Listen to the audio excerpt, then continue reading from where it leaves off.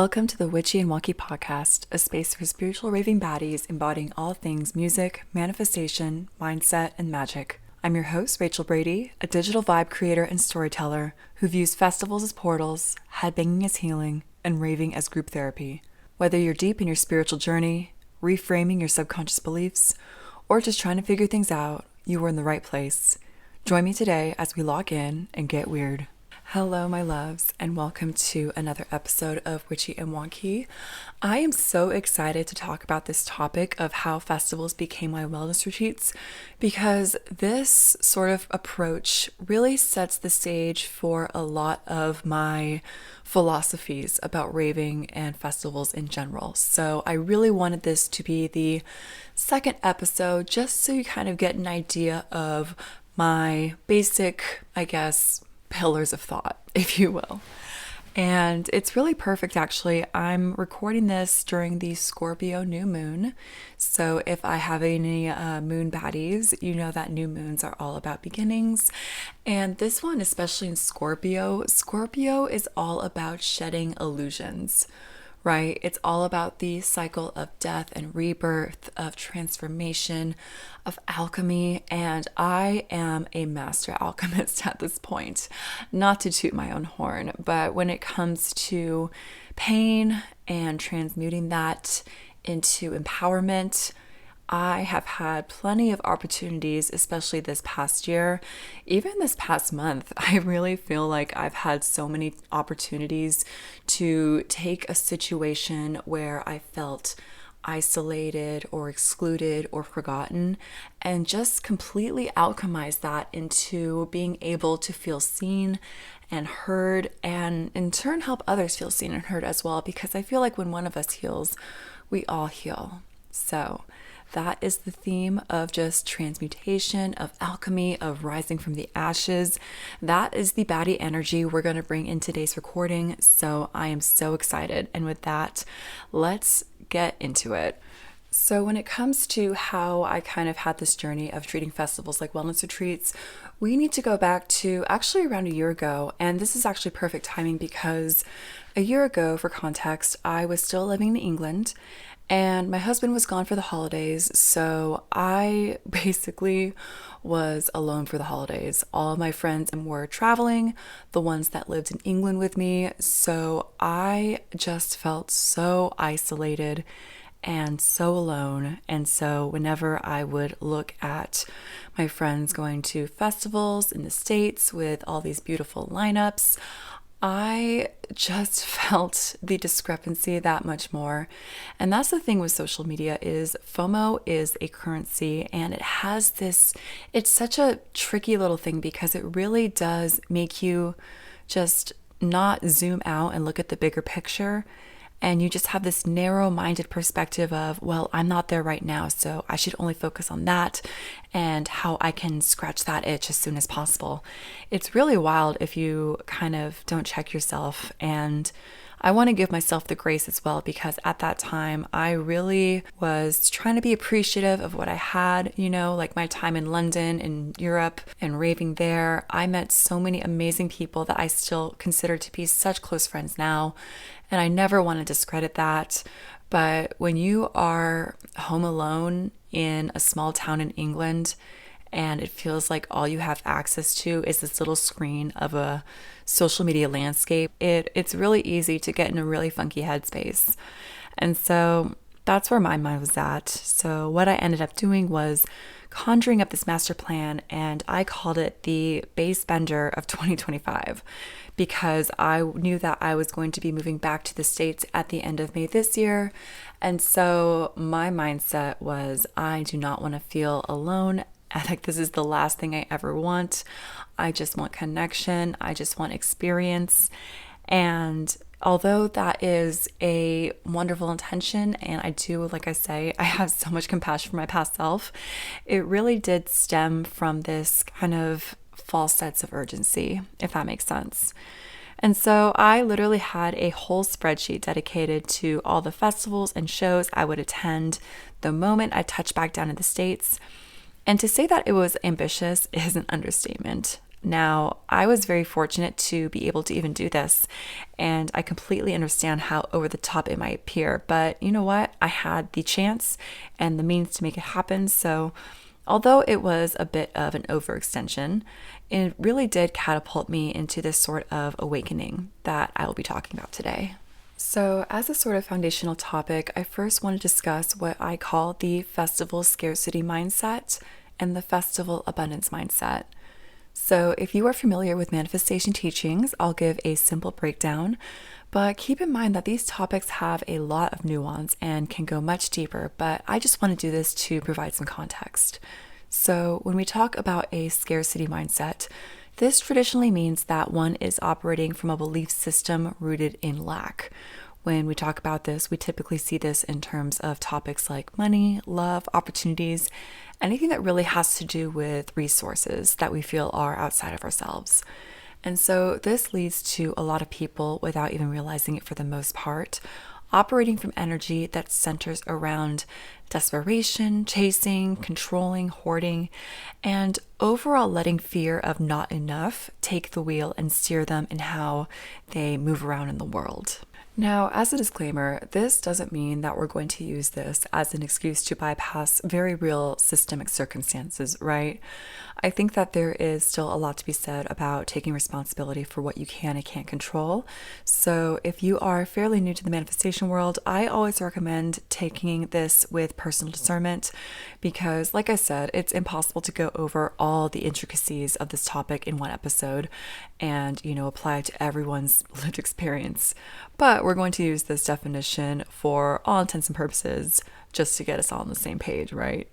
So when it comes to scarcity mindset in the festival lens, this is something that my nervous system was operating from for a long time, even before starting raving. And when your body and mind are kind of cemented in this sort of mindset, it really does bleed over into things that you have grown to love and therefore want to protect, right? And this can come in many forms, so I'll list some of the ways it personally showed up for me, and if you're a raver as well, you can see if any of this resonates with you. So one thing, and like I mentioned before, I would grab any chance at a festival or show I could, because in my head, I didn't know when the next time I would be able to see them would be. I would micromanage myself in terms of travel plans because I was so scared that all the good prices and tickets would be immediately snatched up if I didn't keep just an eagle eye over it. And I would constantly be checking the clock during festivals to make sure I didn't miss set times. And this, as a side note, was more during my time abroad and visiting the States, but it came from being scared that, again, I wouldn't have a chance to see some of my favorite artists that didn't traditionally come over to Europe. And overall, I would just stress myself out over uncertainty. I would stress myself out over relying on other people and not remembering that others' timelines, priorities, and urgencies were just different than mine. So if these sound familiar, I first want you to not feel ashamed or embarrassed. I think that when we are kind of caught up in the scarcity mindset, it's just really easy to assume that everyone else operates from this, and we end up just spinning our wheels in our very own little stress bubble. And so while some of these symptoms are, at face value, maybe a little irrational, I really had to give myself some compassion because for a long time, I was indeed working in this survival, hyper-independent mode that felt like I was the only one that I could rely on. And this includes not trusting anything outside of me, not even the universe. And so, although people might have found me maybe annoying or triggered by me, I was doing my best to communicate my needs and why I felt so stressed. So, like I said, as long as you're doing your best to communicate, that is what you can do in that moment. And that is also a step forward in letting others help you navigate this mindset together, because there really is something to be said about communicating with integrity and allowing people to meet you halfway, right? I think it's one thing that is something that I'm going to talk a lot more about in future episodes, because especially with rave families, it is so important to all be on the same page and when it comes to expectations. And so just because we understand why we did something or believe something doesn't mean that we need to hold on to it anymore. We can acknowledge that we felt as if it was the only way, bring awareness to its misalignment, and then release it. It's kind of like, and stay with me here, finding a knot when you're getting a massage. You're no longer ignoring the knot or kind of muscling your way through the pain just because it's always been there. You've located it, you've given it some attention, and now it's able to release. So now that I've sort of put a face to how my festival scarcity mindset manifested, I want to talk about how I am actively practicing a festival abundance mindset, because this is called a practice for a reason. When it comes to defining an abundance mindset in general, you can sort of infer the inverse of a scarcity mindset. This belief that there are infinite ways that the universe can bring forth resources and opportunities your way if you start to become open to that possibility. And one of the biggest blind spots, I guess one could say, that has a lot of people struggling with embracing an abundance mindset is the need for immediate proof or an immediate know of how it's going to happen.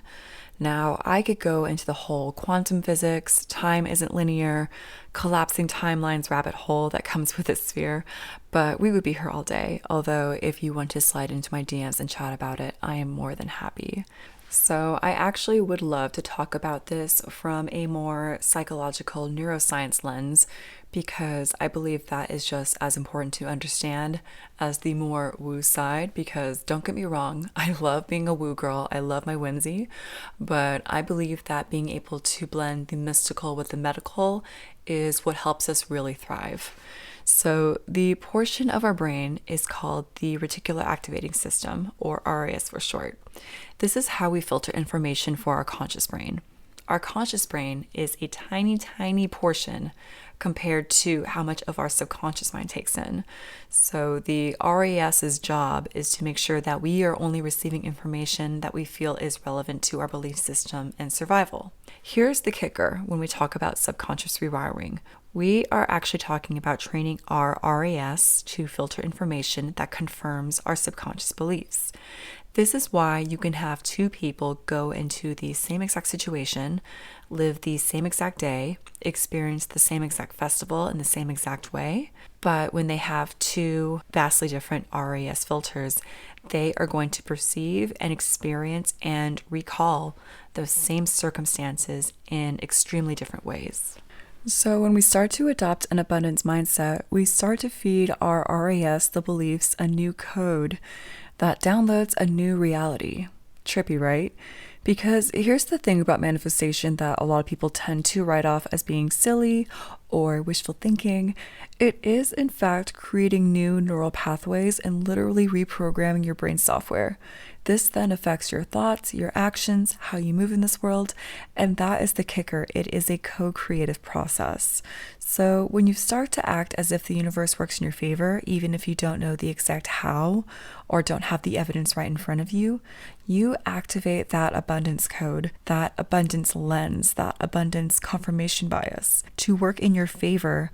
And with persistence, you will start to slowly see that kind of play out into the real world. So what role does this play when it comes to a festival abundance mindset? To keep it simple, let's look back at the examples of how I would practice a festival scarcity mindset and completely flip it on its head. So if they announce a show or festival, instead of immediately getting FOMO before it even begins, I can pause and ask myself, do I actually want to go, or am I getting caught up in the frenzy? Knowing that there are plenty of ways that my desired experience can play out can help me approach this decision from a much more grounded mindset. If I find myself starting to get stressed about travel arrangements, I can again take a step back and notice when my nervous system is starting to get dysregulated to the point where everything seems like a crisis. Because even if I do need to make some game time decisions, I have started to prioritize incorporating tactics such as breath work and collaboration with people that might be more well-versed in travel experience to allow me to see a more expansive perspective of travel options. Because I feel like when we start this kind of doom spiral of feeling like, oh my gosh, I need to figure this out right now or else I'm never going to figure it out, we just get caught up in this such narrow-minded perspective that, like I said, it just feels like we have no other options, and we have this kind of biofeedback system with our nervous system to kind of confirm a false reality like that. If I start to get antsy about festival set times or conflicts, One of my favorite phrases that a good friend once told me is the best set is the one you're at. So, although I still am an advocate for going to see artists that you want to see and even taking a side quest if you are the odd one out, it frankly doesn't matter what decision you make if you are so caught up in the FOMO that you're at the point of missing out and not being present at the set you're currently at, right? There have only been a few times where this has happened, thankfully, but I look back afterwards and realize that I couldn't even enjoy the music because I was so distracted by something that didn't even end up mattering in the grand scheme of things. So it really is a balance of self-advocacy, but also going with the flow, right? Because this is not me telling you that you should be so chill to the point of being a doormat, okay? Spiritual raving baddies, we are not doormats. Okay, just had to put that out there. So hopefully these examples get the point across in terms of the gradual shift in how I approach festivals, especially when I first started my bass bender with absolutely a festival scarcity mindset.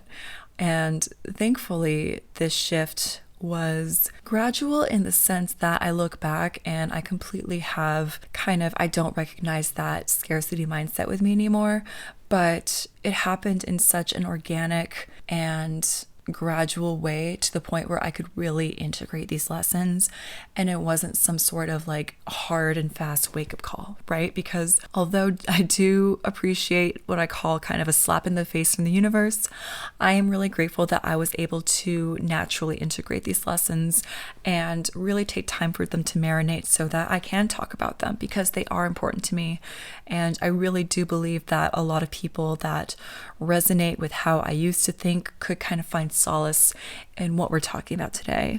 So with that, I want to talk more into how I do approach festivals as wellness retreats now. And the way that I have approached it, I kind of created this 4-step process. So let me walk you through it. So to understand the process that I've organically grown to use, we have to dive a bit deeper into the essence of festivals, because although they're commonly seen as a surface level to be a means of escapism or just numbing out, at the end of the day, they allow us to play in another dimension. And they can absolutely be just a way to have fun, let loose. But if we want, they can also be utilized as a portal towards self-discovery and even provide takeaways for your day-to-day life. And this was one key component that really helped me close the gap between my festival life and my real world life, because I think a lot of us can attest to the post-festival blues and feeling as if that's the only way we can ever really feel happy or connected. And while I will say those feelings are all too real, I think they also can provide some clues as to what we feel like we're missing from our daily lives, and hopefully bring inspiration to infuse what we love about festivals into our daily lives so we truly embody that festival culture that feels so accepting, liberating, and authentic. So when we look how traditional wellness retreats are formatted, we tend to notice a period of intention setting, checking in with oneself during the retreat, post-retreat reflection, and then a period of reintegration. So these 4 steps all have a crucial role when it comes to creating a retreat experience, because they allow oneself to fully immerse into the present, know that they're supportive, while also go back to their real life with obviously understandably bittersweet feelings, but also feel empowered to take what they've learned about themselves, others, or life in general and integrate it. Because at the end of the day, festivals are meant to enhance our lives, not consume them or replace them. And this is something that I definitely had to learn during my bass bender. And as someone who has used partying in the past in a very self-destructive way, this was so essential for me to embody so that I could have a sustainable and grounded relationship with festivals. So if you are listening to this and identifying with it, I really do invite you to listen and lean in, even if it seems like this is sort of not really your thing when it comes to a retreat lens just yet. Because as a disclaimer, this doesn't mean that you are overthinking during the festival or asking if you're doing a festival right and second guessing yourself. This is not meant to be an instruction manual, but rather an opportunity to reflect on what you think you could most benefit from.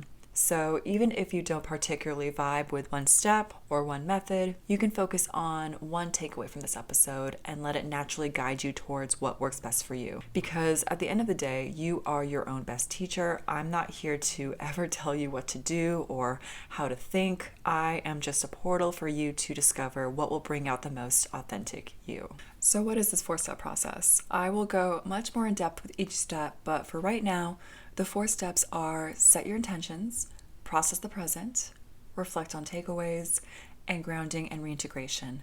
And this is meant to be very simple and flexible so that you actually can sustain it in a way that works for you. So if you are feeling called to do a little bit before the festival, maybe check in with yourself a little bit during the festival and then save all the juicy goodness for after. If that works for you and it's going to actually make you get something out of it, have at it, okay? This is not meant to be strict in any way. But in my opinion, it's a really good way to simultaneously lean into the flow and spontaneity of the festival weekend while also staying grounded for when it's over. And if you do resonate with this and want a simple way to try it yourself next time, I actually created and published a journal specifically for festivals called The Conscious Raver that guides you through the whole thing with writing prompts for each step. So if you want to take a look at that, it is available on Amazon, and I will have a link for it in the show notes so you can easily snag it before your next festival. So the first step that we're going to talk about is setting your intentions. And this, in my opinion, is one of the most overlooked and underutilized practices when it comes to overall festival experience. I think a lot of us, myself included, are prone to being on autopilot and letting that take the wheel when we go into a festival weekend. This means that we're taking on a lot of the emotional and mental baggage that we've been dealing with in the real world and sort of letting it cast this predetermined filter on the festivities. So when it comes to setting festival intentions, this isn't going to be some sort of homework or thing that you need to achieve or be good at, or else the festival is ruined. I think sometimes it's easy to confuse an intention for an assignment, and we kind of screw ourselves over because we feel like if we don't achieve this intention in a very narrow-minded manner, we've wasted our time. And this is where the abundance mindset comes in. It's where we are able to create an intention and trust that whatever comes up, whether it's a challenge or a trigger or an opportunity, it's an invitation for us to pause and ask, how can I put this intention into action right now? Because if you're looking for an example of an intention and coming up blank, a good point of inspiration could be something along the lines of, what sort of habit or belief am I looking to release or reduce? What sort of experience am I looking to attract? What challenge keeps popping up throughout my festival experiences, and how can I try something new to move through it? And another example of intention inspiration is focusing on what you want to feel. In manifestation, we talk a lot about how, for the most part, when it comes to our desires, it's actually less about the actual item or achievement itself and more about how we want it to make us feel. So if you're still drawing a blank, even just setting an intention of wanting to feel genuine connection or joy or release is just as powerful. And as a bonus, it unlocks so many more possibilities for the universe to bring that in reality for you. So if you have the time, even if it's just 10 minutes of alone time beforehand, I really do invite you to get quiet and reflect on this before the frenzy of the weekend. And also keep in mind that an intention isn't something that you feel like you have to fix. Like I said, we don't set intentions to keep us hyper-focused on them. They can be as simple or as complex as you want, depending on the capacity you have. I've definitely had festivals where I was going through a lot in my personal life and even with the festival itself, so I really had to check in with myself and kind of use it as a grounding anchor point that even if I felt like I was spiraling, I could always go back to the intention I had created and find ways to honor it, and in doing so, honor myself. As a personal example, and I'll get pretty vulnerable here, I went to Elements for the first time this year, and going into it, I was in a really dark headspace. I'm talking dreading, wanting to not go, just sink into the floor, not come out. But I also knew that it was an opportunity to just see what happened, because as someone who usually has a pretty good idea of what would help her feel better, I was in this unique spot of not feeling like I could be supported by the people I had grown to feel supported by. So my intention going in, and this was extra woo-woo because there was a full moon that weekend too, was I am open to what this weekend will teach me and trust that it will all fall into place. That was literally all I could come up with the 12-hour drive there. And like I said before, it was all that I really had the capacity to come up with. But writing that down in my notes app, looking at it whenever I felt triggered, and I was having an anxiety attack in the porta potty and then back in my tent alone at camp, really did allow me to center myself and keep moving forward, even when I was still honoring those feelings of uncertainty. And in doing so, I was able to emerge from that festival with a bunch of downloads and takeaways, not because I had forced myself to necessarily achieve anything or force myself to figure things out, but I had grounded myself in that intention and let the natural festival flow state take over after that. So if you're having trouble coming up with a phrasing for it, or you're not the biggest fan of affirmations because they make you believe like you're lying to yourself, I would also suggest a more open-ended way of phrasing it. So you can say something like, I am open to the possibility of fill in the blank, or I am ready to believe that fill in the blank. And in doing so, you can still keep that open channel. And once you do start to see that sort of stuff come into action, it becomes this positive feedback loop that helps you strengthen your intentions as you keep practicing. The second step, which happens during the festival itself, is very simple, and that is to process the present.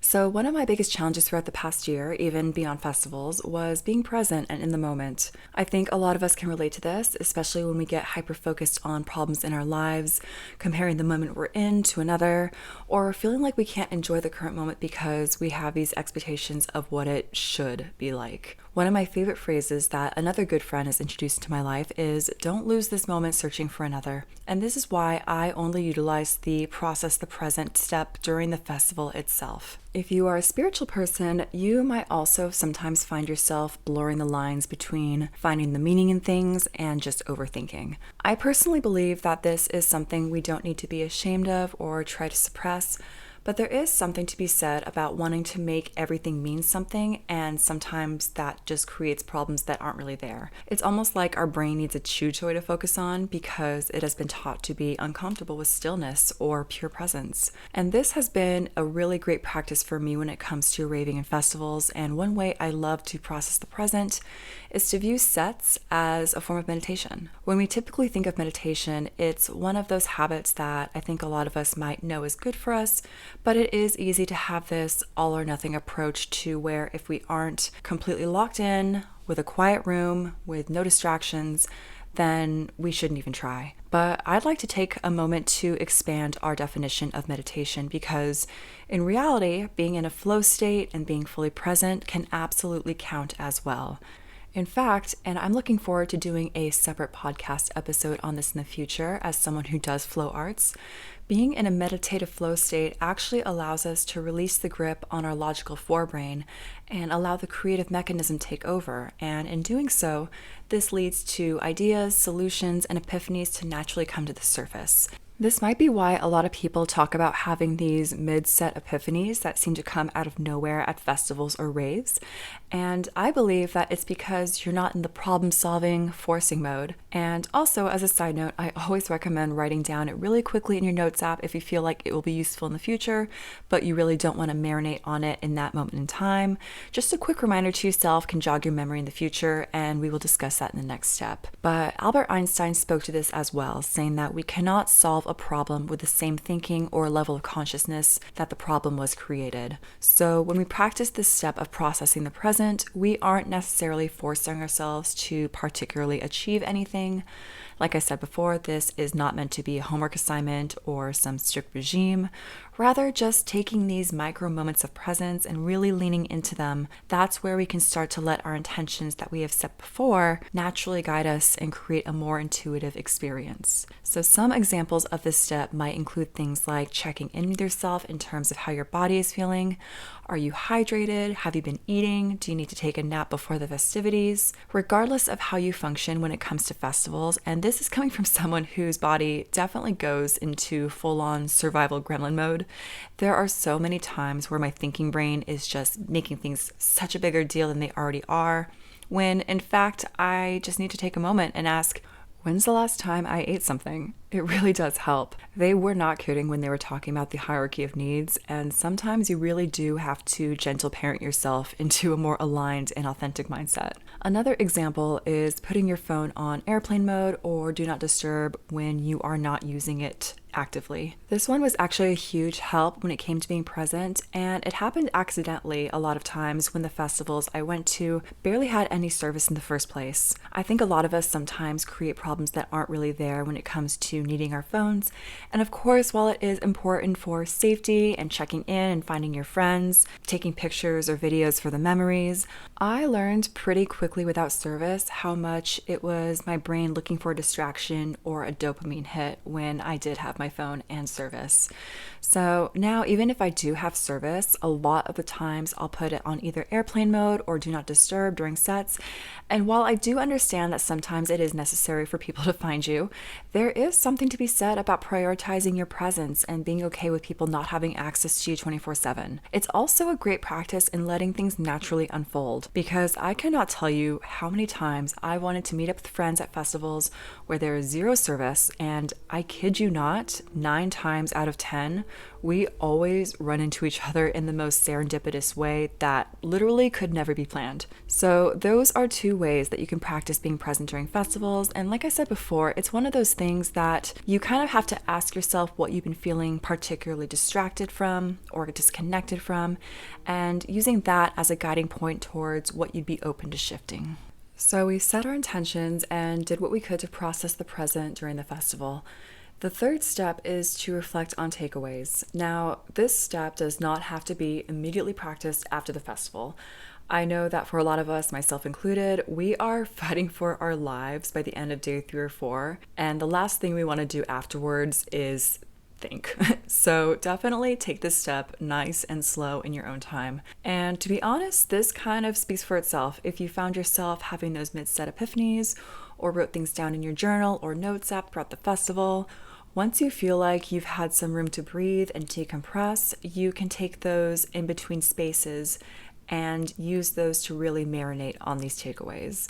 One of my favorite places to do this, as someone who usually travels quite a bit for festivals, is in the airport when I have some downtime, the car ride back depending on how everyone else is doing, or even as you're just winding down for the night during the festival itself, if you have the mental capacity to do so. It all depends on your bandwidth at that moment in time, so do not feel pressured to get this done with some sort of deadline. And like I said before, approaching this in some sort of forced or rushed way does not necessarily mean that you're gonna wring out more lessons faster. A good jumping off point for reflecting on takeaways can simply be returning back to your intentions. Did you feel like it was natural to embody these intentions? Were there moments that you felt challenged or triggered? Were there times where your intentions helped ground you or helped you grow? To be honest, there have been quite a few times where I set out with one intention, kept it something pretty vague on purpose, and then I was very pleasantly surprised with how it actually manifested. As I said in the set your intention step, sometimes if we create an intention with a very open-ended approach, it gives the festival much more creative liberty to play around with, and you could end up making memories and connections that you could have never planned for. This is also an excellent opportunity to lean into that festival abundance mindset that we discussed earlier, right? It really ties into that notion that there are infinite timelines and sequences that your intentions can play out, and leaning into that sense of curiosity can create a festival experience that aligns with you in a way that you might not have expected. Because sometimes a festival does not give you what you thought you wanted, it gives you what you actually need. So definitely take your time with this step. If you go to reflect and are coming up blank, do not be discouraged. Sometimes you might just need a bit more time and breathing room to let the takeaways flow in, and it can even blend in with the 4th step, which we will conclude with next. And that 4th step in treating festivals like wellness retreats is grounding and reintegration. I truly believe that taking the time to reintegrate after a festival can be enormously helpful in aiding the post-festival blues, as well as help you maintain that festival mentality even in the real world. So when I mention grounding, I don't solely mean practicing a grounding visualization or walking around barefoot, although if that helps you, by all means go for it. Grounding after a festival to me can also mean prioritizing self-care and recovery, whether that is a foot soak, booking yourself a massage from headbanging too hard, rehydrating if you're like me and you are just awful at drinking water, or treating yourself to a post-festival road trip meal at some random fast food restaurant. Doing anything that sort of bridges the gap between the festival dimension and the real world dimension. Like I said in the process, the present section, our physical well-being is so crucial to how our mind operates. So planning even just one thing that you can really look forward to that's rooted in self-care can really make a difference when it comes to reintegration. Now, when we're talking about reintegration, I'm not talking about bypassing or being in denial about post-festival blues, because those are so real, and the last thing we want to do here is just slap some toxic positivity on and be like, no, you just gotta move forward and be happy that it happened. Like, if someone said that to me when I was in my feels, I would run the other direction. So we're not going to be in denial that there is this period of time afterwards where reality starts to set in. Rather, our goal is just to find a way that works for us in both honoring those feelings and finding ways to infuse the festival magic into our everyday lives. Because, like I said before, I think a lot of people, myself included, have a tendency to put these festivals or raves on a pedestal to the point where we really aren't opening ourselves up to the everyday moments that still can invoke these feelings of connection and whimsy and joy. So when we talk about reintegration, there are two parts to it, for myself at least. There's the reintegration for the reflections and lessons that you might have picked up from the previous step, and then there's reintegration in terms of transferring what brought you the most joy into everyday life. For the first one, this is up to you in terms of how you'd like to apply your reflections. If it's something that can be a little bit more tangible, like a small action step you can take, that can help provide some momentum. And if it's more of a mindset or belief-based takeaway, it might be helpful to notice when it manifests in your daily life and perhaps take time to journal about it or talk it out, depending on how you best process information. I know that for myself, to get personal, there was a particular lesson that kept popping up time and time again during festivals when it came to how I tolerated disrespect and setting boundaries. And it was after the festival that I really started to become more aware of how it showed up just in my general life. And having this newfound clarity, even if it wasn't specifically festival related, really empowered me to notice patterns of disrespect quicker and clock it quicker so I didn't have this energy leakage. Also, as a side note, if you want me to talk more in depth about energy leakage, please let me know, because I've really had to learn protection and discernment as I expand myself. And then the other part of reintegration that is a little bit more fun, in my opinion, and not so mindset heavy, is asking yourself, what are ways that I can infuse the festival magic into daily life? So for example, I am a trinket girly. I love the whimsy. I love just the childlike wonder, inner healing moment of it. So I love to just sprinkle trinkets throughout the house. I have some sprouts in my car. I have candy in my car in case I see a fellow basehead in the wild. Those are some ways that you really kind of forget sometimes that festivals in themselves are a dimension, but they don't exist in a vacuum. And I think for a lot of us, we kind of save up our, whatever it is that we love about festivals to only experience it there. And in doing so, like I said before, it kind of makes us pedestalize the festivals in a way to where we kind of forget that, like, hey, you have more free will than you think. You can just be a little gremlin in the real world, no matter what that looks like. So really take time to ask yourself what you enjoy about festivals, whether that's the community, whether that's the flow arts, whatever it is for you. Obviously, this is going to be up to your individual choice, but to be able to find ways to infuse that, because I think that once you really take note and get more clear about it, it's going to be quite easy, in my opinion, for you to find out ways that work best for you. So those are a few ways that you can incorporate grounding and reintegration during the transitional period. I know that for many people, including myself, this sort of in-between stage can be really uncomfortable if we are feeling that sort of uncertainty, liminal stickiness. In manifestation world, we sometimes call that the void, where you're not the same person you were before the festival. You feel your identity shift, but reality kind of hasn't caught up yet, so you feel like you're in this universal waiting room. So while that topic will resonate with different people at different levels, it is definitely more of a universal experience than we might realize. So if you've ever felt alone in that, I'm here to say you're definitely not. I am in the trenches with you for that. But you know what? We thug it out. We ride the wave. So that concludes my 4-step process of setting your intentions, processing the present, reflecting on takeaways and grounding and reintegration. And I know that it was a little bit dense. I know that there were a lot of takeaways. So if you need to re-listen to this episode, pause it, write down what resonates with you, please feel free to do so, because this is definitely not a one-size-fits-all cookie-cutter approach. I definitely have had moments where I have the capacity to go a little bit more in depth during festivals. And other times, especially at the end of festival season, I just need to focus on things like being as present as possible and making sure I'm taking care of my body. And both approaches give me exactly what I need at that time.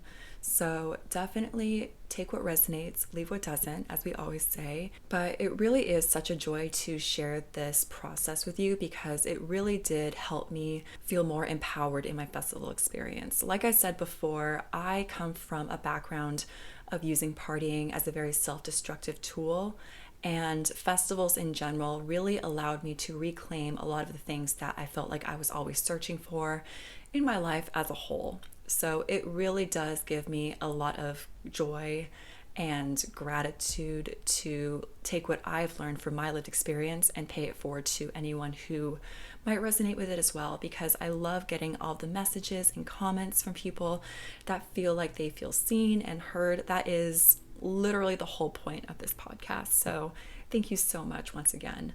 So with that, I'm concluding this episode. Again, thank you so much for listening. If you feel like someone else would vibe with it as well, feel free to share it with them or leave a 5-star review. This really allows the podcast to expand and reach those who might benefit from hearing it. And if you want to follow me on my other socials, you can find me on both TikTok and Instagram under the handle Witchy and Wonky.